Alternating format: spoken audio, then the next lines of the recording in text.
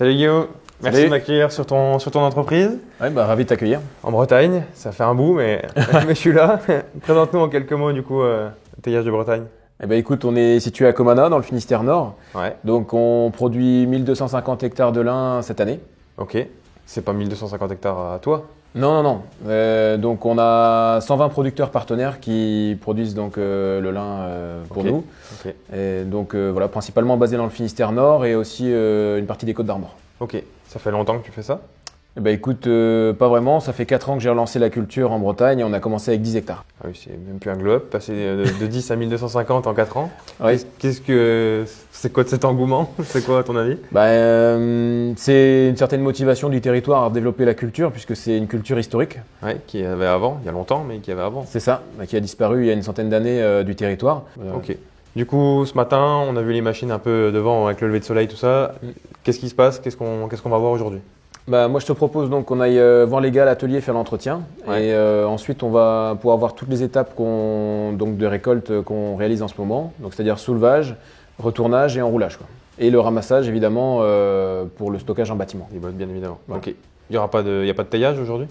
Et du coup, non, pas encore, puisque les travaux démarrent seulement pour la nouvelle usine. Ok. Ah oui, tu vas avoir ta propre usine du coup. de Exactement. taillage. Ok. Le projet à la base était vraiment de construire une filière de A à Z, et donc c'est ce qui va être réalisé d'ici peu. Disons, sacrée évolution. Bon, on va voir les gars. On se Ouais. retrouve tout à l'heure.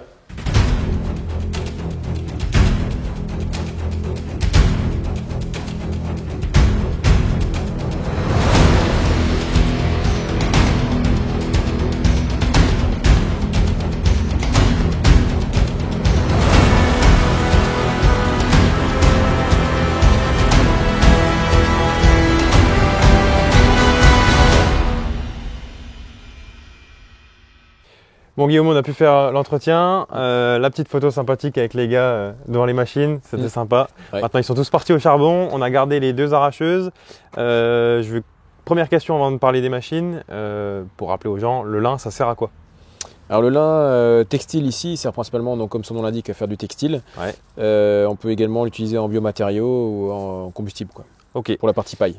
La France, ça représente quoi par rapport au reste du monde en le lin? C'est à peu près 80% de la production mondiale, quoi. Ah, donc c'est Mm. quasiment une production française. Ok. Ouais. La machine qu'on a derrière nous, du coup c'est l'arracheuse. Mhm. Donc, l'arrachage du coup est terminé si je dis pas de bêtises, c'est au mois de juillet. C'est ça. Là-dedans. Juillet-août, un petit peu. Juillet, Ouais. août. Ok. Comment ça marche, tout simplement? Écoute, c'est relativement simple. Donc on a une série de diviseurs ici qui viennent séparer les fibres. Ok. Donc le lin situé à peu près à cette hauteur-là. Il est pincé donc dans les courroies qui se situent juste au-dessus. Et donc ensuite les rouleaux écraseurs viennent écraser les pieds et c'est divisé donc en deux nappes derrière. Pourquoi, du coup, parce que c'est presque un peu une contrainte de devoir écraser les pieds, tout ça, pourquoi tu fauches pas plutôt que d'arracher le lin? Écoute, ça se fauche pas tout simplement parce que la plante est fibreuse. Ouais. Et la deuxième raison, c'est qu'on maximise la longueur de la fibre puisqu'il y en a jusque dans la racine de la Eh, plante. dans cette partie-là, quand il aura fini de nourrir, tu auras du textile jusqu'au bout, enfin du textile. C'est ça. On Tu pourra vas peut-être avoir de la le voir fibre tout à jusqu'au l'heure. bout, ouais. Ouais, tout à fait. On pourra peut-être le voir tout à l'heure, mais effectivement, il y a de la fibre du pied jusqu'à la tête. Et Ok. c'est pour ça qu'on arrache toute la plante et que les pieds viennent avec, puisqu'il y a de la fibre justement. Plus c'est long, mieux c'est, je suppose. C'est Plus ça. t'as une fibre longue, quoi. Alors, pas trop non plus. Pas trop non plus. Ok, bon. On le verra peut-être tout à l'heure, mais il y a une limite aussi à la longueur du lin Ok. à respecter. Voilà. La machine là, du coup, donc ça c'est bon, c'est arraché. Derrière, ça arrive du coup sur quoi? Sur deux parties, on le voit derrière sur deux planches, c'est ça? C'est ça. C'est divisé en deux planches pour qu'on puisse le reprendre donc avec les retourneuses doubles qu'on verra tout à l'heure. Qu'on va aller voir. C'est par ça qu'on attaque, on fait dans l'ordre. Ouais, exactement. Et ben C'est allez, bon. c'est parti.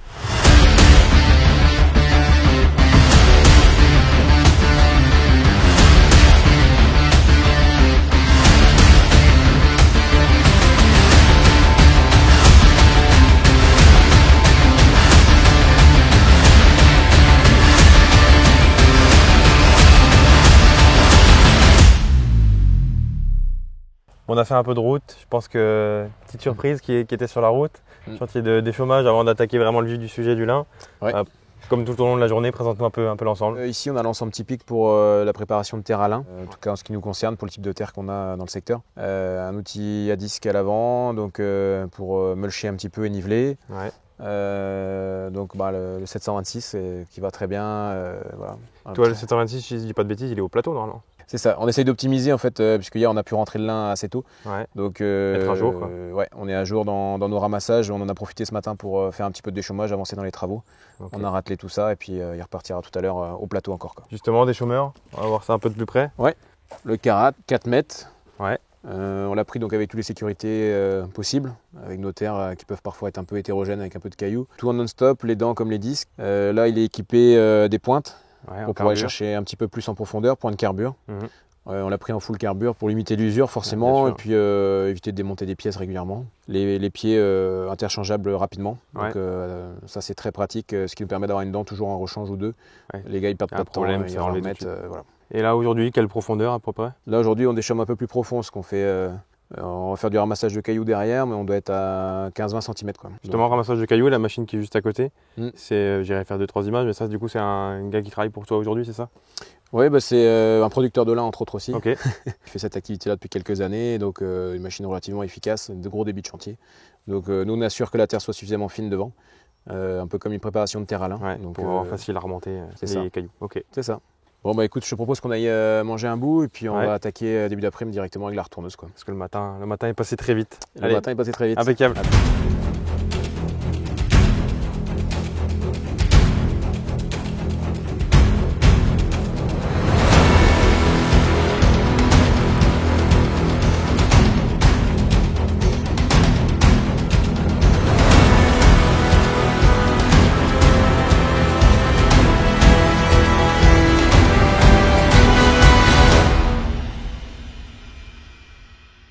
Bon Guillaume, on est sur le premier chantier réel au champ de la journée. On a pris le temps de manger une petite crêpe bretonne quand même à midi. On était obligé avec la bolée de cidre.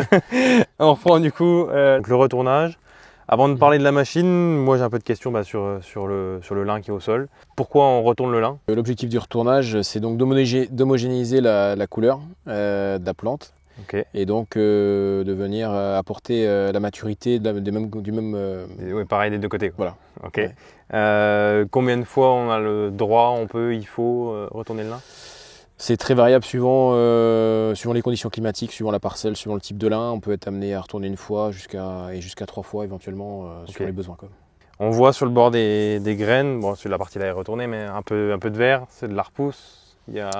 C'est grave, c'est normal, c'est normal. On arrive plutôt à dire en milieu de saison, voire fin de saison. Donc les graines ont regermé en fait. Et, voilà. Donc on vient les sécher en retournant. Étant donné que c'est du lin textile, on ne valorise que très peu la graine. Donc le principal pour nous, c'est vraiment de préserver la fibre. Donc c'est pour ça qu'on vient retourner pour assécher la plante pour pouvoir l'enrouler, quoi. Ok. La machine, comment ça marche? On va voir ça d'un peu plus près. Je vais t'expliquer. Oui. Déjà, c'est quoi comme marque? Parce que du coup, c'est une machine qu'on n'a pas l'habitude. Je suppose que c'est une marque qu'on ne connaît pas dans l'agricole classique. Bah écoute, on est sur une union double. Okay. Donc la particularité de la machine, c'est qu'elle est très large. Ouais. Donc ça permet de faire passer beaucoup de lin, du lin assez long. Okay. C'est le gros avantage de cette marque-là et de cette machine-là surtout. Okay. Donc la machine fait à peu près 150 chevaux. Et donc voilà. Le principe, c'est simplement des courroies un peu comme sur l'arracheuse, on va dire. C'est ça. Donc il y a un système de courroies pour le transport du lin. Et en revanche, pour le récolter au sol, on a des pick-up lin qu'on retrouvera sur les enrouleuses également tout à l'heure. Donc c'est quoi? C'est des dents métalliques aussi? Enfin, c'est des dents... C'est ça. C'est des pick-up lin spécifiques, c'est des dents qui viennent récolter le lin au sol. Ouais. Et donc c'est la principale pièce d'usure de la machine également, quoi, puisque c'est en contact permanent avec le sol, quoi. Avec le sol. D'accord. Et des machines comme ça, du coup, toi, t'en as combien? Du coup, j'ai 4 retourneuses doubles. Après, on a des retourneuses simples chez les producteurs qui nous permettent de retourner la totalité de la surface à l'aise, quoi. Ok. J'ai pu voir quand il est rentré dans la parcelle qu'il n'a pas attaqué par n'importe où. Il y a un sens, une façon de travailler dans le lin, enfin du moins dans le retournage. Oui, effectivement. Il y a une technique déjà pour arracher. Ouais. Et donc, on réalise la même technique au retournage, mais à l'inverse, quoi. C'est-à-dire qu'on commence là où l'arracheuse a terminé. Okay. Donc, on a un système de planche qu'on verra peut-être tout à l'heure à l'enrouleuse, mais dans tous les cas, ce qui est important de comprendre, c'est que le pied du lin doit toujours se retrouver à droite de la machine. D'accord. Comme c'est le cas là, pour qu'on puisse le retourner. Enfin, pourquoi? Parce que les machines sont conçues comme ça. En fait, elles sont conçues pour que quand le lin est retourné, les capsules viennent par le haut. Ça évite qu'elles glissent dans la machine. Et donc le lin est retourné et donc mis de l'autre côté comme c'est le cas ici puisqu'elle vient de passer. Ouais. Donc là passer, pas passer, de toute façon voilà. ça se voit. Hein. Là, donc de toute façon ici on a un lin voilà, qui est un peu plus retassé du fait des pluies et des différentes pluies qu'on a eues. Le dessus est très rouille, donc c'est la couleur qu'on cherche à obtenir dans le lin fibre. Ouais. Et donc de l'autre côté, on a des fibres retourné, un peu moins homogènes et un lin plus aéré. Ouais. Donc voilà, typiquement l'effet du retournage. Et donc on attendra un petit peu maintenant avant d'enrouler que la couleur devienne homogène. J'allais dire ça, du coup avec le temps là, tu mets combien de temps là, avant de revenir? Ça dépend des conditions du lin. Ici je dirais une semaine, 10 jours, quoi, histoire de peaufiner la couleur. Ah oui. Mais ça peut être assez rapide comme on peut laisser un petit peu plus de temps. Ça dépend de la période, ça dépend du lin. C'est là que toute la technicité se fait aussi, quoi. Ok. On voit une bande de couleur au milieu. La claire, la sombre, c'est quoi? Effectivement. Donc là, c'est la trace de la courroie, en fait, de l'arracheuse, qui vient marquer le lin, puisqu'elle l'a pincé, elle l'a arraché. Je viens un peu faire ce que je fais avec mes mains depuis tout à l'heure. C'est ça, tailler un peu. C'est ça. Mais clairement, puisqu'on a vu tout à l'heure l'arracheuse, la courroie donc, vient pincer et maintenir le lin tout au long de son déplacement sur la machine. Et donc, forcément, ça laisse une petite marque. Et puis elle aussi, du coup, elle le tient avec la courroie. Exactement. Donc, en fait, toutes tes machines, dans tous les cas, usent cette partie au milieu. Là, il nous reste à aller voir la souleveuse avant de voir le roulage. Effectivement, donc là, en général, on retourne comme c'est le cas ici, on laisse un petit peu reposer. Et ce qui se passe, c'est que des fois, la nappe se replaque un peu trop. Un peu comme ça, du coup. Exactement. Donc, du coup, on ressoulève pour enrouler tout ce qu'on verra cet après-midi. Et bien, allez, on continue. Allez.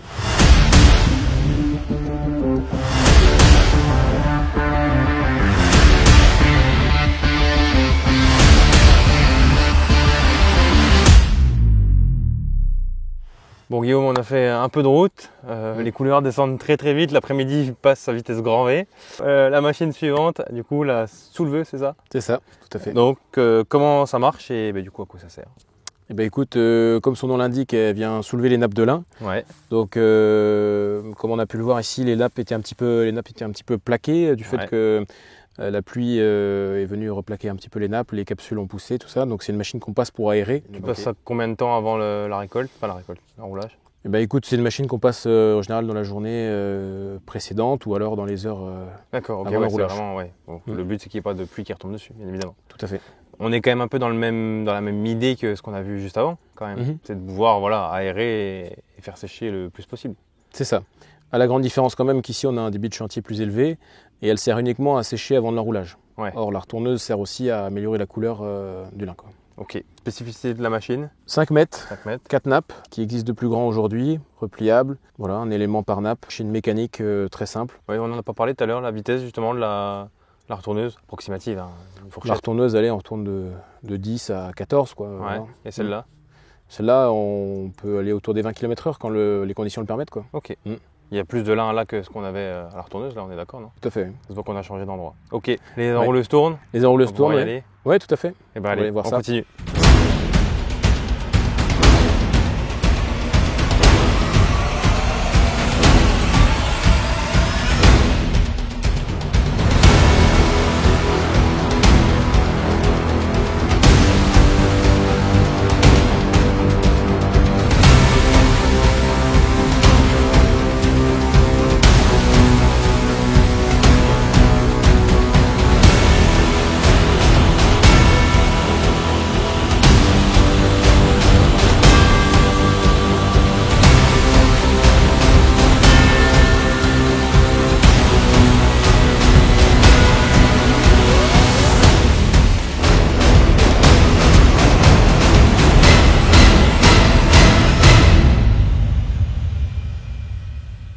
Bon Guillaume, on vient d'arriver sur le chantier d'enroulage, il y a du matériel de partout, ça tourne de partout, des marques différentes. On en a choisi une parce qu'on ne va pas toutes les présenter.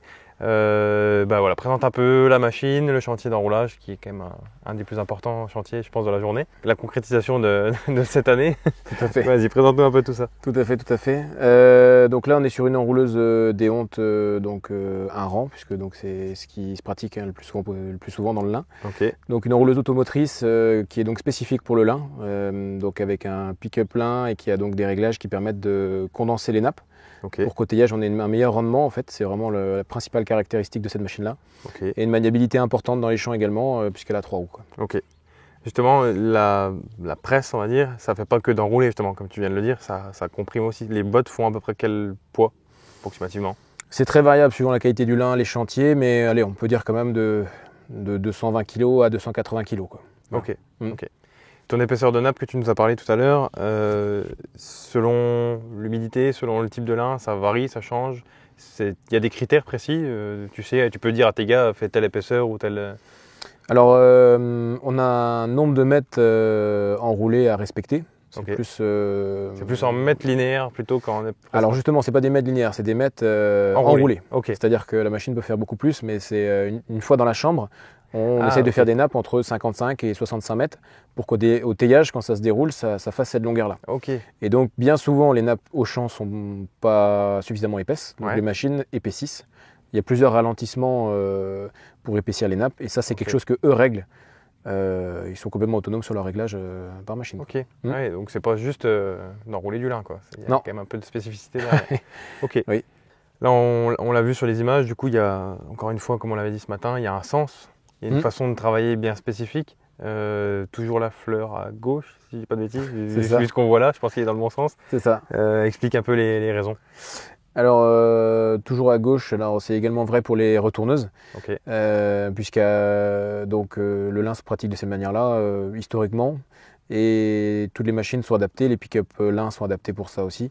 Et donc, nous, pour notre presse, pour toutes les presses à lin, d'ailleurs, il y a une tôle en fait, au niveau des pieds qui permet d'aligner mieux cette partie-là, et elle doit être très dure pour que le stockage et le transport se passent le mieux possible, pour que nos balles soient vraiment solide. On le verra tout à l'heure. Tu poses jamais tes bottes sur le côté fleur, capsule. Merci. Tu poses jamais tes bottes sur le côté capsule, toujours sur le côté racine. C'est ça. C'est ça. Ça te fait une base quoi en fait. C'est ça. Donc quand une enrouleuse commence un champ, il y a toujours un sens. On ne peut pas démarrer n'importe comment. On est obligé de commencer par les bouts, puis dans les longueurs, mais avec cet ordre en fait à respecter. Donc des planches de tout à l'heure, d'où la technique d'arrachage, d'où la technique de retournage, effectivement. On voit sur le chantier là qu'il y a, comme je l'ai dit, différentes marques, différentes machines, des automotrices, des tracteurs presse. Il y a des raisons pourquoi différentes marques, pourquoi tracteur presse, pourquoi automotrice. Les différentes marques, ça s'est fait au fil du temps, on va dire un petit peu. Il y a du matériel d'occasion, du matériel neuf, voilà. Et donc l'intérêt en tout cas d'avoir des presses automotrices et des presses traînées, pour nous c'est une polyvalence. Les presses automotrices sont très maniables pour certaines parcelles qui peuvent être plus petites, et les presses traînées sont beaucoup plus performantes dans les pentes et nous permettent d'atteler des tracteurs aussi. Donc c'est une complémentarité des deux en fait, on met toujours les deux en binôme. Là sur le chantier qu'on a aujourd'hui, il n'y a pas toutes tes machines? Non, loin de là. T'as combien de ramasseuses? Alors pour l'entreprise on en a 18. Et après, on a aussi des ETA qui travaillent avec nous et des producteurs. Donc tout ça nous emmène à plus de 25 enrouleuses. D'accord. Sur les 1250 hectares, alors ça va être un chiffre vague, mais combien de bottes? Juste pour situer à peu près aux gens, approximativement. En totalité? En totalité, savoir ce que ça représente. Suivant les rendements, on verra ça à la fin, mais allez, on parlait de 30 à 40 000 balles, quoi. Oui, quand même. Donc du coup, justement, on le voit aussi sur le chantier. Au niveau transport, tu as une belle équipe aussi. On voit le 726 Black avec le plateau Chevance. On voit les camions, on voit tout ça. Enfin, pareil, il faut une belle équipe de logistique, en logistique derrière. Tout à fait, oui. Tout à fait. Les télescopiques aussi pour pouvoir charger et décharger rapidement au bâtiment. Donc, sachant qu'en plus, la complexité qu'on rajoute au lin, c'est qu'on fait des lots. C'est-à-dire parcelle par parcelle, on doit identifier aussi d'où elle vient pour la traçabilité et pour qu'on puisse suivre, comme on l'a vu aujourd'hui, des conditions en septembre qui ne s'améliore pas. Donc l'humidité qui arrive. Justement, bâtiment, je pense qu'on n'aura pas le temps d'y aller aujourd'hui parce que ça descend très très vite. Le stockage, c'est toi qui stockes les 1250 hectares? C'est chaque producteur qui stocke ses bottes? C'est comment? Alors non, nous on stocke très peu en prestation pour ceux qui n'ont pas de stockage. Mais globalement, la majorité des producteurs sont équipés de stockage et le réalisent eux-mêmes. Et nous, on vient donc avec le transporteur chercher les balles chez le producteur, quoi. Durant toute la période. Tu déposes et tu viens les chercher, quoi. Donc admettons, moi je suis agriculteur, bon, je suis un peu loin pour toi, 1000 km ça fait beaucoup pour venir chercher du lin, puis ça ne marchera pas dans les Vosges de toute façon.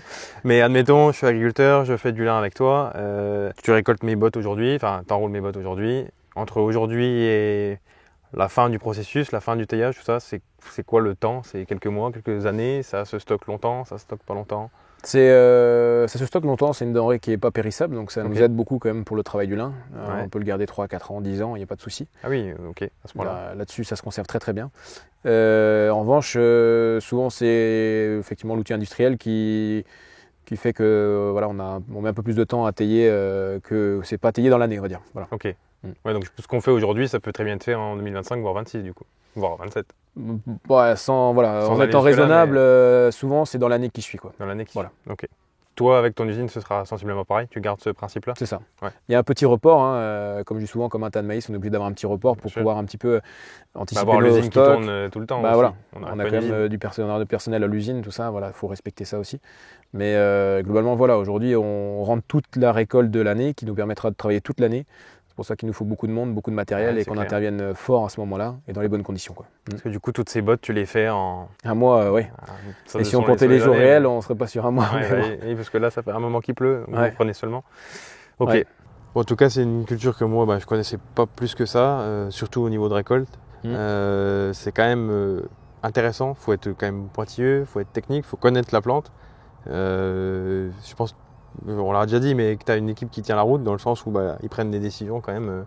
On les voit tout à l'heure, de temps en temps descendre, mettre un coup de sonde. Les bottes, ils gèrent leur chantier, quoi. Oui, c'est bien organisé et puis franchement, ils sont tous très motivés. Il y a du jeune, il y a de l'ancien. Il y a du jeune, il y a de l'ancien. Ils sont extrêmement dynamiques et ils sont passionnés par la fibre, par le matériel. Donc nous, c'est un vrai plaisir de travailler ensemble, mais sans eux... je pense que l'aventure ne serait pas possible non plus, quand même. Tu as combien de saisonniers salariés dans les moments de récolte? Là, nous en interne, on est 25 et après, plus les ETA, les producteurs et tous ceux qui travaillent autour, on doit être 30-35, quoi. Donc il faut une belle équipe, effectivement. Il faut une super équipe, la coordination. Oui, c'est clair. C'est un vrai challenge de récolter autant de surface, surtout qu'on n'était plus habitué en Bretagne. Ouais. Donc c'est de retrouver les méthodes. Tu as bien vu, c'est spécifique comme culture. Ouais, c'est clair. Donc faut que tout le monde s'y habitue et voilà. Et que ça enquille des hectares, quoi. Hectares. Écoute, on va laisser Leslie terminer l'enroulage de la parcelle. Quelques longueurs. Écoute, je te propose qu'on aille voir. Donc le 700 arrivera à l'autre parcelle sûrement pour commencer le ramassage aussi. Ouais. Et il devrait y avoir un beau coucher de soleil. On a un tout petit peu de route, donc toute l'équipe arrive là-bas. Il y aura tout le monde. Ouais, dans une petite parcelle, mais ça va être sympa normalement. Et on se retrouve là-bas tout à l'heure. Ok.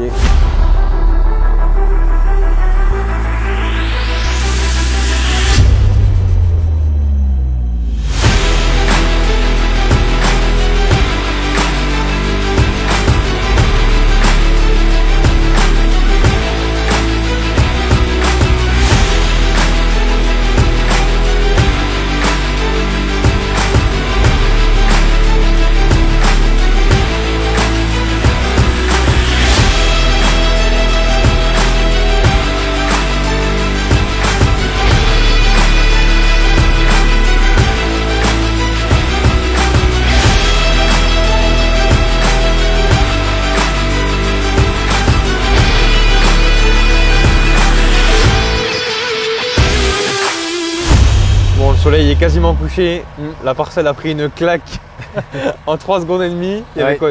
J'ai même pas compté, 10 machines pas loin. Ah oui, une dizaine, ouais. Du beau monde, les bottes sont déjà quasiment ramassées, il en reste quelques-unes. Pas dire que c'est mon ensemble préféré de la journée, mais le 700 Black c'est quelque chose quand même. Ouais, on est bien équipé. Et puis on a un joli plateau aussi de chez Chevance. Ouais, c'est clair. Très roulant. Ouais, ça va bien ça? Ouais, ça va très bien. Ça suit vraiment bien le tracteur, on est content. C'est stable dans les champs pour la récolte, c'est top. Impeccable. Le petit JCB au chargement. Exactement. La pince, tu prends 3 bottes du coup maximum, c'est ça? Ouais, c'est ça. C'est idéal pour charger dans le plateau. Là, on l'a chargé light parce que le bâtiment n'est pas très loin. Ouais. Mais d'habitude, on charge 6 de chaque côté. Ah, et tu charges 3 de haut? 3 de haut. Ouais, ouais, on le met complet, on sangle tout. Voilà, et par contre, là, c'est sanglé botte par botte. C'est ça. Okay. Donc, c'est pour ça que la pince est hyper utile, 3 bottes. Le Telesco, c'est le bon gabarit. Oui, ça les lève à l'aise. Ouais. C'est une nouvelle gamme avec le Vario, là, c'est vraiment au top. Et on est capable de mettre un plateau derrière aussi quand il faut, avec les power shifts, ça va bien. Impeccable. On a vu les équipes partir tout à l'heure sur la route, il y a encore des champs pour ce soir. On fait encore un peu d'image, coucher de soleil, un peu de nuit, puis on se retrouvera tout à l'heure au bâtiment, ça marche? Ouais. Allez, ok. À tout à l'heure. À tout à l'heure.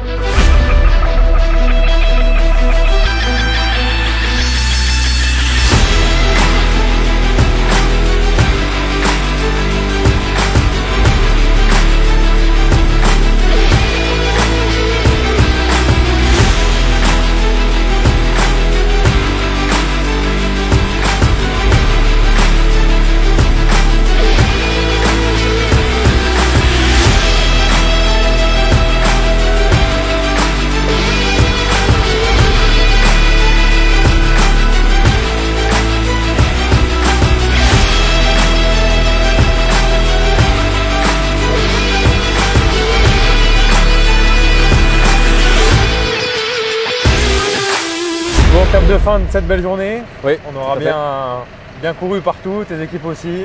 Je pense que c'est ton rythme l'été pour toi, c'est de courir partout. Ah, c'est toujours le rush un petit peu, ouais. Surtout avec une météo comme on a cette année, là c'est compliqué. C'est clair, c'est clair. Bon, j'ai encore appris plein de choses, vu beaucoup de choses bien intéressantes, des nouvelles machines que j'avais jamais vues.